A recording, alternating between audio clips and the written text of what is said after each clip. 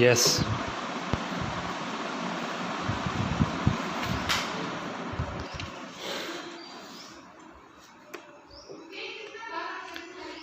बात उन दिनों की है जब Mother Teresa Saint Mary's school में प्रिंसिपल थी। वहाँ एक छात्रा पढ़ती थी जिसका नाम सुभाषिणी दास था। यह मदर टेरेसा की प्रिय छात्रा थी जो अपनी स्कूली शिक्षा समाप्त होने के बाद सन्यासी जीवन बिताते हुए आजीवन उनके साथ रहीं। सुभाषिणी दास को मदर टेरेसा की प्रथम सहायिका होने का गौरव प्राप्त हुआ था। सुभाषिणी दास का व्यक्तिगत सरल था। उनका मदर टेरेसा की शिष्या बनने से लेकर नन बनने तक का सफ़र बहुत कठिन था। उन्हें अपने परिवार और समाज का कड़ा विरोध सहन करना पड़ा था। सन 1949 में 18 फरवरी के दिन मदर टेरेसा ने माइकेल गोमेज के घर आश्रय लिया था। वहाँ रहने के लगभग 1 महीने बाद ही सुभाषिणी दास मदर टेरेसा से मिलने आईं।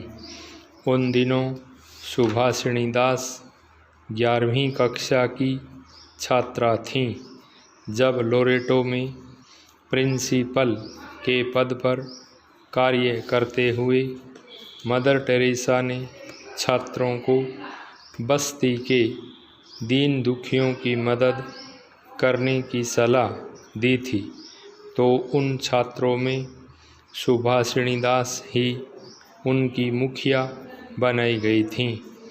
सुभाषिणी दास बस्ती के बच्चों की न केवल मदद करती अपितु उन्हें गाना भी सिखाती थीं। एक दिन सुभाषिणी दास ने मदर टेरेसा से कहा, आप गरीबों की सेवा करने को कहती हैं। इस कार्य में हम कुछ छात्राएं सहयोग देना चाहती हैं, परंतु हमें एक नेता और मार्गदर्शक चाहिए।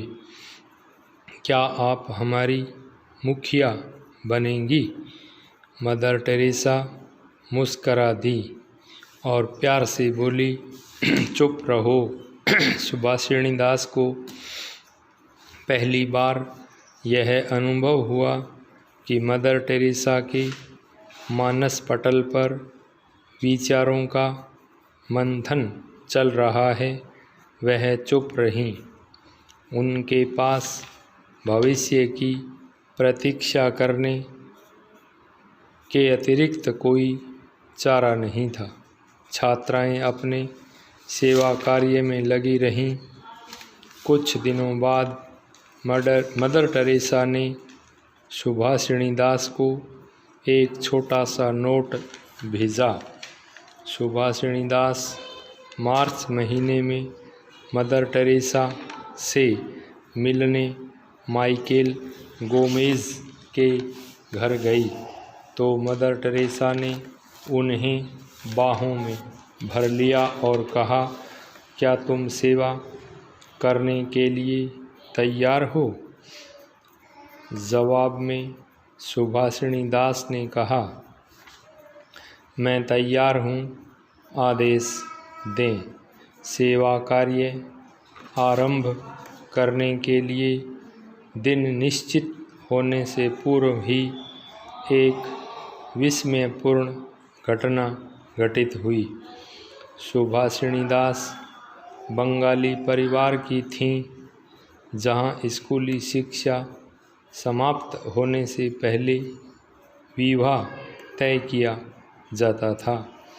जब वह 11वीं कक्षा में थीं तो एक सभ्य घर से रिश्ता तय हो गया।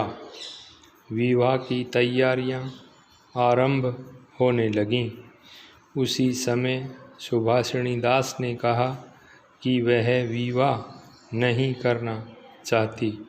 उन्हें आजीवन मदर टेरेसा के साथ रहकर सेवा कार्य करना है।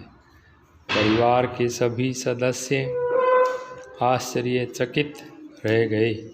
सभी सदस्यों, माता पिता, भाई बहन, मित्रों और संबंधियों ने समझाने की बहुत कोशिश की, परंतु सफल नहीं हुए। सुभाषिणी दास अपने निर्णय पर अडिग रहीं। परिस्थिति से निपटने के लिए सभी मदर टेरेसा से मिलने गए। मदर टेरेसा ने विनम्र भाव से कहा, सुभाषिणी दास को अपने जीवन की राह चुनने का अधिकार होना चाहिए। यह निर्णय तो सुभाषिणी दास को ही लेना होगा कि वह गृहस्थ जीवन की ओर जाना चाहती है या सन्यासिनी बनना चाहती है। मेरा आशीर्वाद दोनों ही स्थितियों में उसके साथ रहेगा। मैं चाहूँगी कि वह सोच समझकर किसी निर्णय पर पहुँचे, क्योंकि उसका निर्णय उसकी अंतरात्मा की आवाज़ होना चाहिए। बाय स्टॉप।